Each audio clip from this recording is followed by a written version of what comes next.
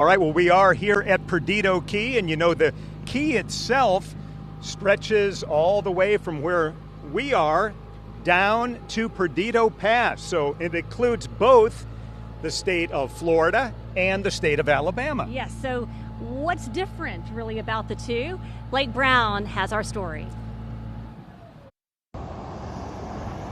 The Floribama, a popular destination for locals and visitors ready to soak in this laid-back lifestyle, but when it's time to head out, you might have trouble finding a ride home. We really do appreciate the Ubers and the Lyfts and any rideshare services, but it has been historically difficult. Jennifer Parnell, marketing director at the Floribama, tells us the lack of rideshare drivers in Perdido Key is something she wants to see improve. She says a lot of customers rely on these services after spending a day at the beach, but even with thousands of people here on a typical summer day, there's just not enough help. I know that system operates off a map, so for us, our geographical location sometimes is difficult. It might be pulling drivers from too far away in Pensacola or too far to the other side in Alabama, depending on where the customer is standing. So I think there could be some improvements in that portion of the app. It's not the only thing lacking along the coast as this once quiet community keeps growing, but improvements are slowly being made. Since Perdido Key is unincorporated, there's no dedicated police department covering the 16-mile stretch east of Orange Beach. But since 2021, deputies are able to respond to emergencies a lot quicker. Escambia County Sheriff's deputies are increasing patrols here now that the South Precinct has reopened. Escambia County Sheriff Chip Simmons has reopened this precinct north of the Perdido Key Bridge, where 8 deputies are now assigned to the area. It was closed for several years under the prior administration.